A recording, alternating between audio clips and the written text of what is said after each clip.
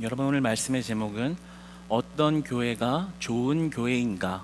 어떤 교회가 좋은 교회인가? 라는 말씀의 제목으로 함께 은혜를 나누기 원합니다. 여러분, 오늘날 대한민국의 기독교인 숫자는 점점 더 감소하고 있습니다. 통계청 주민등록 인구 통계와 인구주택 총조사의 통계 자료에 의하면 2025년 기준 한국 안에 있는 기독교 인구수는 약 800만 년대 초반으로 집계되고, 이 집계 인원은 2005년도에 비하면 2005년대 이후로부터는 꾸준히 감소한 감소세의 결과입니다. 전체 인구 대비 약 13% 정도의 수준이며, 이러한 감소세를 따라 미래를 예견한다면 약 2050년에는 기독교인이 약 265만 명이 더 감소할 것으로 예측하고 있습니다. 이는 약 32%가 앞으로 더 감소한다라는 전망의 결과입니다. 더욱이 전국적으로 기독교가 완전히 소멸될 위험 지역 또한 빠르게 확산될 것으로 전망하고 있습니다. 점점 더 기독교에서 이탈하는 사람들이 많아지고 있다라는 이야기입니다. 그런데 그러한 현상 가운데 여러 가지 두드러지는 이유들이 있지만, 그 중에 인상적인 한 가지 이유가 있습니다. 한국교회 트렌드 2025년의 조사에 의하면 출석교회 예배와 설교에 대해서 신앙 성장의 영향에 감소를 보이고 있다. 그 퍼센테이지가 64%에서 28%로 감소했다라고 통계를 내고 있습니다. 이 말은 교회를 다니고 있고 예배를 드리고 있고 설교를 듣고 있는데 나라는 사람의 신앙이 전혀 성장하지 않고 있어서 그것에 대한 어떤 무기력과 회의감을 느껴 교회에서 이탈되었다라는 이야기입니다. 교회를 나오고 있고 예배를 드리고 있는데 도무지 내 신앙이 조금도 성장하지 않는 그런 기간이 반복되다 보니 그것에 대한 어떤 회의감, 왜 교회를 나가야 되는지에 대한 이유를 찾지 못하고 갈급함이 사라져 교회를 나가버리는, 신앙에서 이탈해버리는 현상이 일어나고 있다는 것입니다. 이런 영적 무기력함을 넘어 영적 회의감, 이것이 신앙의 이탈로 이어져가는 문제가 우리의 대한민국 기독교 안에 벌어지고 있는데, 왜 교회가 이런 문제를 해결하지 못하고 있는 것일까요? 무엇이 문제이기에 빠져나가는 성도들이 계속해서 확산되고 있는 것일까요?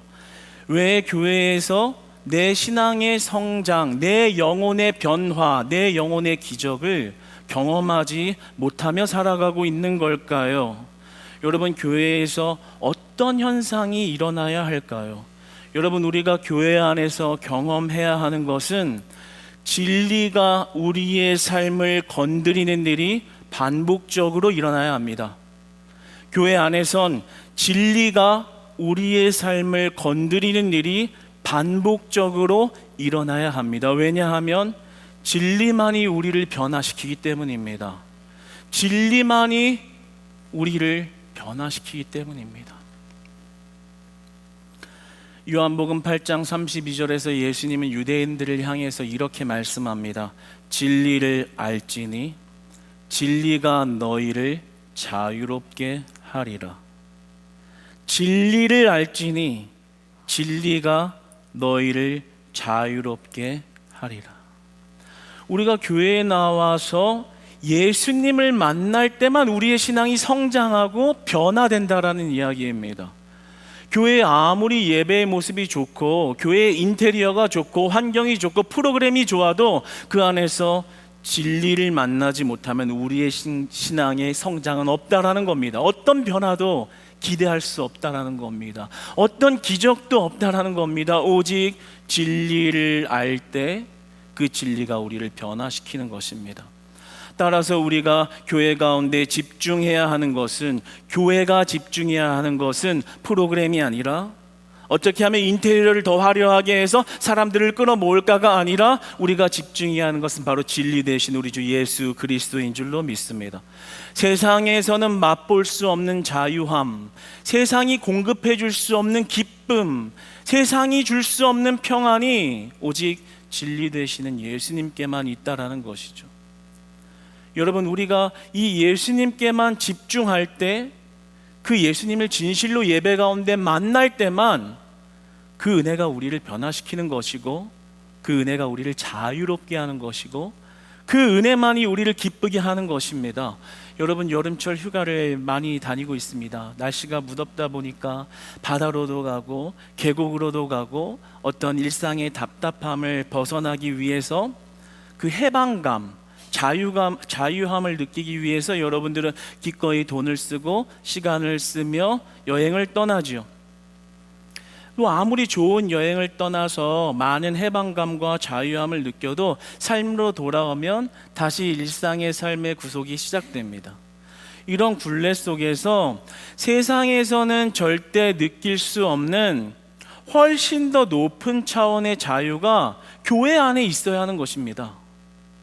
우리가 진리에 집중할 때 여러분들이 휴가를 가서 맞이하는 그 자유함보다 더 높은 차원의 자유, 세상에서 공급받을 수 없는 기쁨을 교회 안에 진리 되시는 그리스도의 은혜로 말미암아 여러분들이 만나고 변화되는 신앙의 성장과 영혼의 변화와 그리고 기적을 경험하는 이 예배 현장 되시기를 축복합니다. 여러분, 예수님이 유대인들에게 말씀하신 이유가 있습니다. 왜냐하면 당시 유대인들에게 예배당이 없는 게 아니었습니다. 예배당이 있었고 제사의 모습이 있었고, 심지어 율법주의적인 관점에서 그 제사를 아주 철저하게 드리고 있었습니다. 그런데 어찌 보면 겉모습으로 봤을 때는 너무나도 예배 생활을 잘하고 있는 그들에게 예수님이 이렇게 말씀하시는 겁니다. 진리를 알지니 진리만이 너희를 변화시키실 것이다. 그러니까 예수님이 지적한 문제는 교회가 없어서도 아니고 예배가 없어서도 아니고 너희들이 진짜 예수님을 찾고 있지 않은 것이 문제다. 왜 신앙의 영적 무기력이 오고 영적 허무함이 찾아오고 왜 영적 회의감이 드는가? 진리를 찾고 있지 않기 때문이다. 진리를 만나면 진리가 너희를 변화시킬 것이다. 너희가 집중해야 하는 것은 제사의 모양과 모습이 아니라 우리를 진짜로 변화시키는 그리스도에게 집중해야 한다. 이 문제를 지적한 것입니다. 그런데 그것이 오늘날의 우리 성도님들이 예배드리는 교회의 문제와 동일한 문제인 것입니다. 예배드리는데 다른 데 관심을 가지고 다른 데 눈을 돌리고 예수님께 집중하지 못하니까 그 마음에 공허함이 찾아오는 겁니다. 저는 오늘 이 말씀 묵상하면서 혹시 우리 교회 성도님들 중에 그런 분들은 없을까? 통계가 이 정도 수치라면 혹시 우리 교회 성도님들도 예배당은 드나드는데 솔직히 예수님은 모르겠고, 신앙의 연수는 많이 되는데 예수님이 내 삶의 영혼을 어떻게 건드리시는지는 모른 채 내 안에 영적 회의감은 들면서 그저 발만 이동하여 몸만 왔다 갔다 하고 있진 않은가, 이런 조급함도 들었습니다. 예수님이 그런 우리들에게 이야기하는 겁니다. 너희가 진리를 알지니 그 진리를 만나면 그 진리가 너희를 자유롭게 할 것이다. 그러니까 많은 교회와 성도님들이 이 진리를 외면한 채 신앙생활을 하니까 왔다 갔다만 하는 겁니다. 그러다 보면 밖에서 사는 거나 교회 안에 오는 거나 별반 차이점이 없는 겁니다. 밖에 있는 내 모습이나 교회 안에 들어온 모습이나 별반 차이가 없는데 왜 교회를 나가야 하지? 그런 영적 무기력함이 신앙 이탈로 이어지고 있는 것이죠.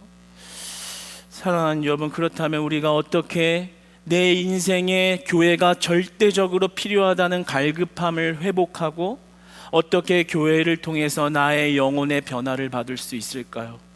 여러분, 우리가 이러한 진리로 나아가며 진리를 만나기 위해서는 우리의 신앙의 자세가 굉장히 중요합니다. 우리가 겸비해야 할 자세는 종교적인 포장을 없애는 것입니다. 우리가 없애야 하는 한 가지는 종교적 포장을 벗어버리는 것입니다. 우리는 종교적 포장 속에서 이 본질의 문제, 진리의 문제를 잃어가고 있습니다. 종교적 포장이 문제라는 거예요. 쉽게 말하면 죄인이면서 죄인 아닌 척하고 살아간다는 것입니다.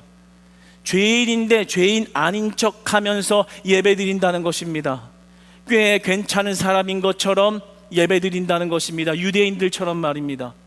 꽤 괜찮은 제사를 드리고 있으니 나는 안전한 것 아닌가? 예수님 말씀하시는 거 아니다. 진리를 알아야만, 진리를 만나야만 진짜 네 인생의 변화가 일어난다. 우리의 문제는 종교적 포장에 있습니다. 저는 어렸을 적부터 가난한 개척교회 목사님의 자녀로서 자랐기 때문에 그 개척교회의 특징을 삶으로 경험하며 산 사람입니다. 여러 가지 특징이 있지만 한 가지가 있다면 몇 안 되는 가정과 매우 밀접하게 살아간다는 겁니다. 개척교회는 그렇습니다. 실제로 몇 안 되는 가정을 놓고 신앙 공동체를 이끌고 가다 보니까 그들의 속사정을 굉장히 깊이 있게 알게 됩니다. 밥숟가락을 몇 개 놓고 반찬 뭐 놓고 먹고 사는지까지 속속들이 알 만큼, 무슨 생각하면서 사는지까지 훤히 알 만큼 목회자와 성도들이 하나의 진짜 가족을 이루며 살아가는 게 개척교회의 모습입니다. 속마음을 너무 잘 알면서 교류하며 지낸다라는 거죠. 그런데 제 안에 그런 신앙의 연수가 계속 길어지면서 질문 한 가지가 들었습니다. 왜? 우리 교회에 오는 사람들은 이렇게 정상적인 사람이 하나도 없을까? 조금 상식이 통하고 좀 일반적인 수준에서의 뭔가 교류가 될 만한 사람은 왜 우리 교회에 오지 않는 걸까? 교회 위치 때문인가? 교회 위치가 조금 시골 외곽 쪽에 있어서 좀 그런 사람들이 오는 건가? 풀리지 않는 질문이 제 안에 날마다 있었습니다. 조금 극단적인 사례이기는 하지만 우리 교회 그 당시에 한 성도님 가정이 있었습니다. 그런데 경제적인 위기 때문에 가정이 파괴되게 생긴 것입니다.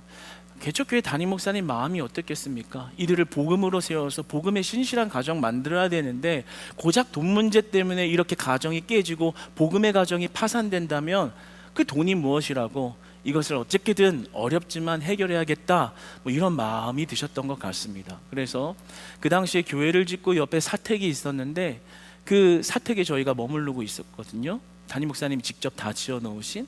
그런데 담임 목사님이 하루는 우리가 나가야 된다라는 것입니다. 그래서 우리가 왜 나갑니까? 어디로 나갑니까? 모른다. 그러나 나가야 된다. 알겠습니다. 그런데 그러나서 저희가 그 자리를 비우고 그 성도님 가정에 들어온 것입니다. 그래서 그 안에서 이렇게 잘 살기를 바라는 마음으로 지원하고 있었습니다. 그런데 아쉽게도 어떤 여러 가지 문제로 결국에 그 가정은 헤어졌습니다. 그 가정이 헤어졌는데 어머니와 자녀들 먼저 어디론가 가고 이제 남편 되시는 집사님만 따로 이렇게 후에 나가게 되었습니다. 나갈 때 소리 소문 없이 그냥 가셨는데, 고맙다는 인사 한마디 없이 가셨는데 그것도 좋습니다. 그런데 문제는 그 안에 있는 모든 짐을 그 집 앞 마당에다가 불태운 것입니다. 불태울 수 있습니다. 그런데 불태워서는 안 되는 물건들을 태운 것입니다. 예를 들어 거기 집 안에 있던 냉장고를 그냥 소각한 것입니다. 그냥 불을 지르고 그냥 나간 것입니다. 그러니까 일어났던 일이 뭐냐면 굉음을 내면서 막 엄청난 화재가 일어난 것입니다. 그거를 보고 주변 사람들이 신고를 해서 119 차가 와가지고 그것을 진압하고 겨우 이렇게 진정시켰던 그런 기억이 있습니다. 조금 극단적인 사례이긴 하지만 이보다 더한 훨씬 더 많은 사례, 이보다 조금 더 못한 희한한 사례들이 너무 많습니다. 저는 그런 모습을 지켜보면서 궁금한 겁니다. 왜 이렇게 이상한 사람들만 우리 교회에 올까? 조금 정상적인 범위의 이런 교류는 할 수 없는 건가? 이것이 그냥 우연인가 아니면 교회의 위치 때문에 그러한 것인가? 어렸을 때 그런 질문들이 있었는데 후에야 알게 된 사실 하나가 있습니다. 뭐냐면 저나 여러분이나 우리 모두는 다 정상적이지 않다라는 것입니다. 다 정상적이지 않아요. 깊은 곳에 들어가 보면 어딘가 한 구석에 비정상적인 모습을 다 가지고 있다라는 겁니다. 그런데 모르는 겁니다. 왜요? 포장하고 있으니까요.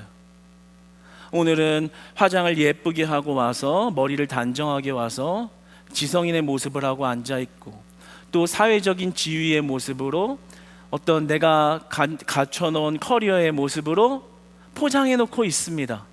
그래서 내면에 내가 어떤 사람인지는 다 가리고 있기 때문에 그 알맞은 포장 때문에 속에 어떤 것이 있는지가 드러나지 않을 뿐 그 속사정을 드러내면 저나 여러분이나 보잘것없는 죄인에 불과하다라는 거죠. 다만 너무 가까이 있다 보니 드러났을 뿐 우리 모두가 그 포장지 이면에는 내면 속에 어둠과 죄의 문제를 달고 살아가는 연약한 죄인이라는 것입니다. 그런데 우리가 이런 포장의 모습 속에서 나는 그래도 어느 정도 괜찮은 사람이야, 어느 정도 예배를 드리고 있는, 직분을 받은 꽤 그럴듯한 크리스찬이야, 이런 모습을 포장으로 가지고 살아갈진 모르지만 죄의 문제를 해결받지 못하면 우리는 그 가운데 예수님과 멀어지게 됩니다. 그 진리가 여러분의 삶을 결코 건드릴 수 없습니다. 그 포장은 죄를 가리기 때문입니다. 오늘 창세기서 3장 10절을 보면 아담과 하와가 죄를 지었을 때 그들이 한 행동이 기록이 되어 있습니다. 기록하기를 우리가 벗은 줄을 알고 두려워하여 숨었나이다. 숨었나이다. 죄를 감추려는 시도는 허망한 시도입니다. 아담과 하와가 했던 시도는 죄를 지은 이후에 그것을 숨기려고 했습니다. 포장하려고 했습니다. 무화과 나뭇잎으로 자신들의 몸을 가리고 마치 죄가 없는 것처럼, 괜찮은 사람인 것처럼 포장했다라는 거죠. 죄가 우리에게 수치심과 두려움을 주는 것은 맞습니다. 그런데 그 수치심을 가리기 위해서 내 스스로를 방어하며 그것을 어떤 식으로 가리려고 하는 행동은 자기 보호 본능의 발현일 뿐입니다. 이것은 죄를 가리는 행위입니다.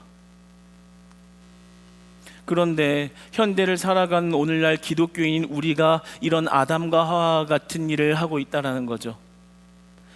죄인의 모습인 것을 알면서도 그렇게 보이기 싫은 거예요. 그러니까 꽤 괜찮은 지식으로 포장을 하고, 직업으로 포장을 하고, 직업적인 성취로 포장을 하고, 사회적인 지위로 포장을 합니다. 세련된 문화와 취향으로 포장을 합니다. 그러나 정작 내 안에 있는 죄의 악함과 내면의 공허함은 철저하게 가리는 것이죠. 그것 때문에 진리를 만나지 못하는 겁니다. 진리를 알지 못하는 겁니다. 죄를 안고서 그리스도 앞에 나아가기 때문에 진리가 우리의 삶을 건드릴 수 없는 것입니다. 겉으로는 완벽해 보이지만 속으로는 깊은 신앙의 외로움과 공허함을 느끼는 이중적인 삶을 살아가는 거예요. 그러니까 포장을 하면 포장을 할수록 역설적으로 우리는 하나님과 멀어지는 삶이 되게 된다는 것이죠. 성경에서 죄라는 단어가 많이 언급되는데 이것을 히브리어 원문으로 보면 하타라는 단어입니다. 그런데 이 단어는 단순히 윤리적인 죄의 행위를 말하는 것이 아니라 이 속뜻을 풀어보면 이 속뜻은 관역을 빗나가다라는 뜻을 가지고 있습니다. 죄는 단순히 내가 어떤 윤리적인 죄된 행위를 했다 안 했다의 문제가 아니라 하나님과 관계가 단절되었다는 이야기를 하는 것입니다. 관역, 포인트, 초점, 목표가 어긋났다는 것입니다. 관역이 빗나갔다, 하타, 그것이 곧 죄다. 그래서 이사야서 59장 2절에서는 이렇게 말씀합니다. 너희 죄악이 너희와 너희 하나님 사이를 갈라놓았다.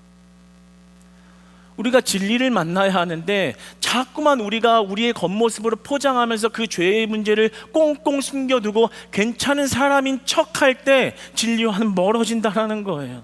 그 진리가 여러분을 건드릴 수 없다는 겁니다. 사랑하는 여러분, 저는 여러분들이 옆 사람과의 관계에 있어서 포장하는 거 괜찮다고 생각합니다.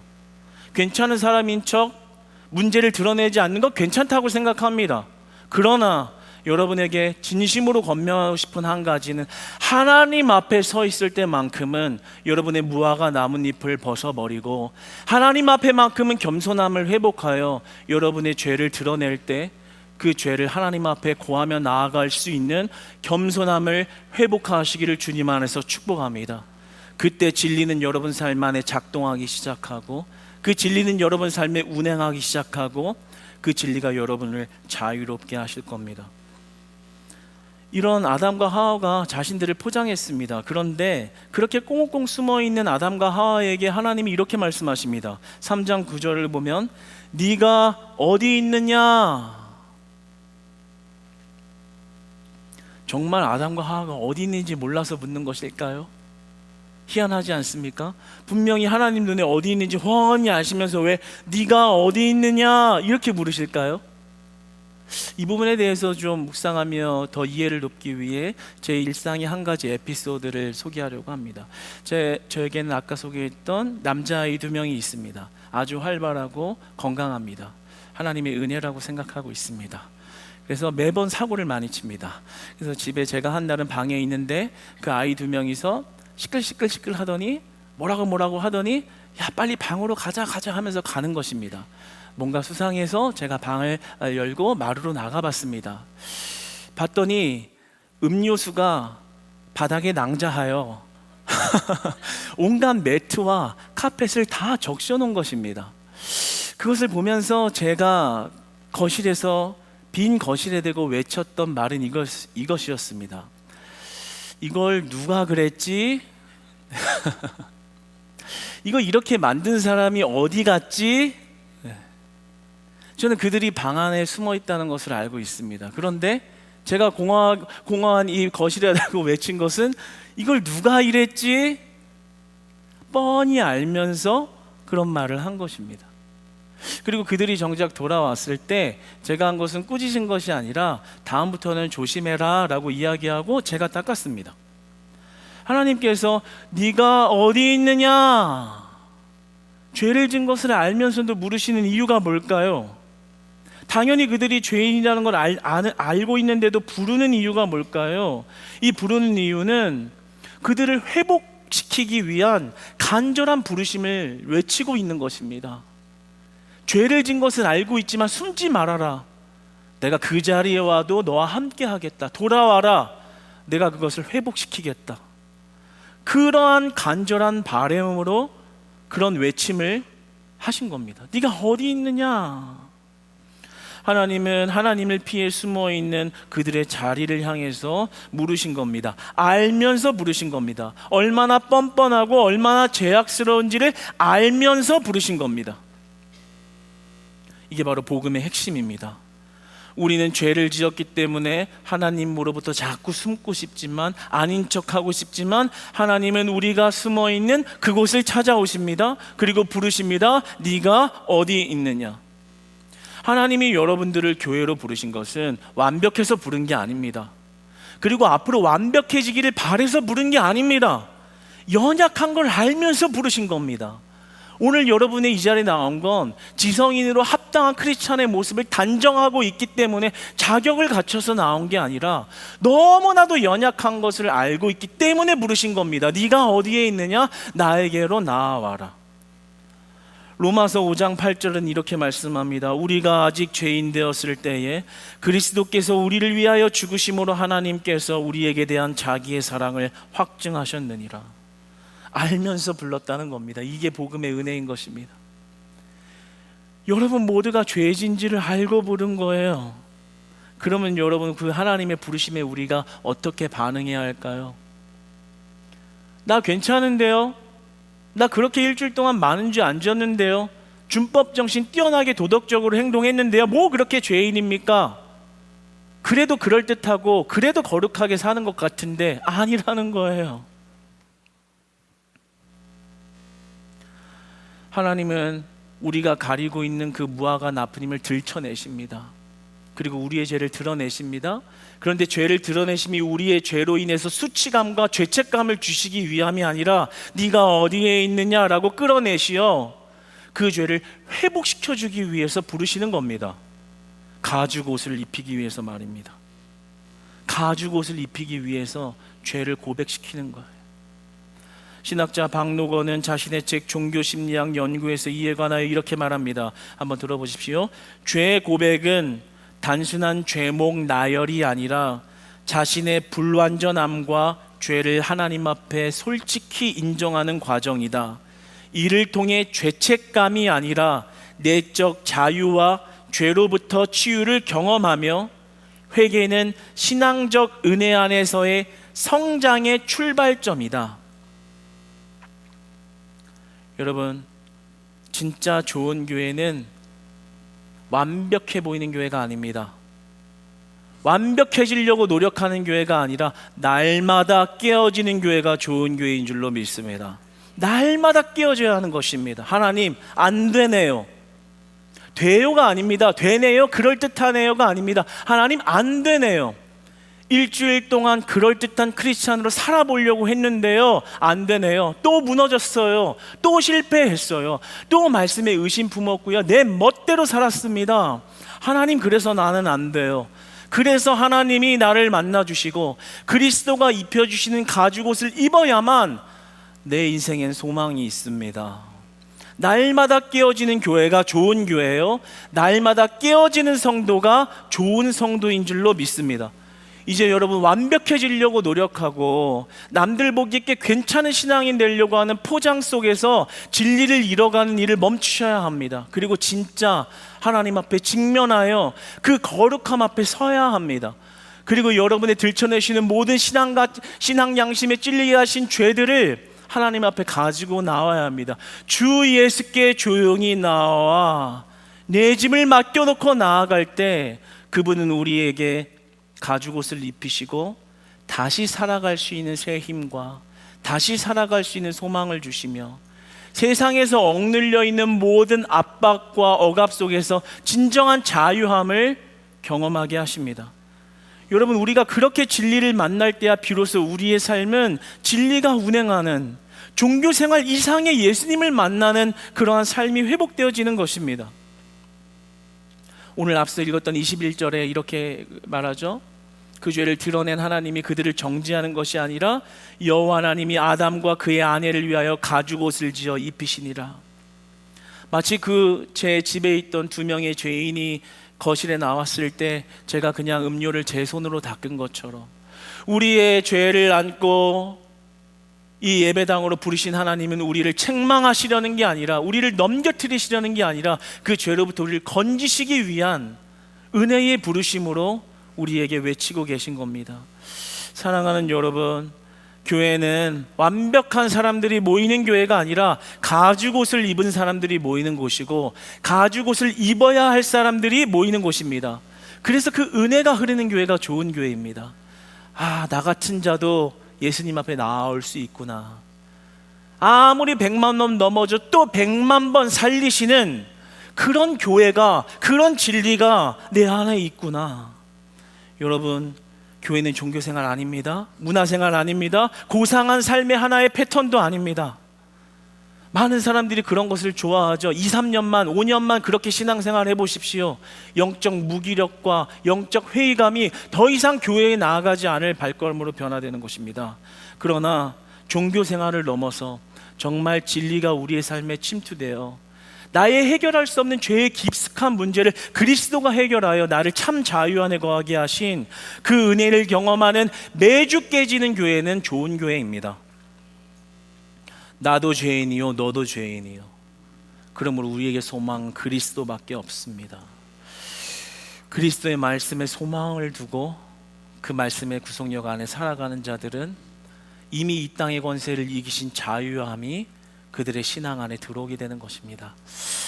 사랑하는 여러분, 우리 교회가 부흥하고 있습니다. 새가족들도 많이 오고 있고요, 방문자도 많고 등록하는 신자의 수도 점점 높아지고 있습니다. 정착률도 높아지고 있습니다. 그런데 우리가 이때 집중해야 될 게 뭘까요? 어떻게 하면 시스템을 잘 만들까? 어떻게 하면 프로그램을 잘 만들까? 어떻게 하면 그분들의 기분을 맞출까? 아닙니다. 그 좋은 교회가 아닙니다.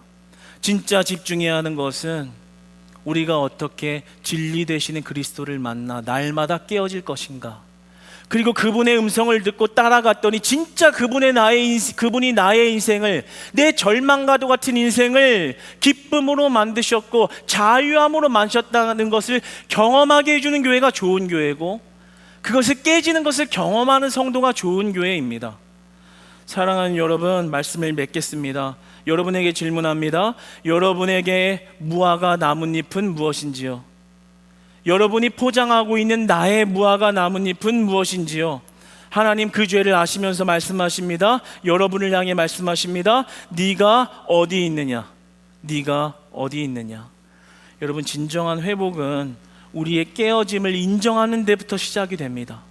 하나님이 죄를 드러내신다면 그것이 바로 여러분에게 은혜 주시고자 하는 귀한 때임을 기억하셔서 도리어 완벽해지려는 것이 아니라 완전히 깨지고 또 깨지는 교회와 성도들이 되어 매번 그리스도의 은혜와 기적이 살아 움직이는 교회로 회복되시기를 축복합니다. 그리스도를 만나는 예배 현장이 되시기를 축복합니다. 여러분의 인생을 기적으로, 여러분의 인생을 능력으로 그 진리를 알지니 그 진리가 너희를 자유롭게 하리라. 정말 그 예수님이 여러분을 자유롭게 하시는 은혜의 회복이 일어나 시대가 그리스도인들이 감소하고 있다고 하지만 그리스도를 만난 자들의 숫자가 증가하는 이 놀라운 역현상이 우리 안에는 날마다 일어나 초대교회의 부흥을 경험하는 그런 크리스찬 교회들이 다 되시기를 주님 안에서 축복합니다.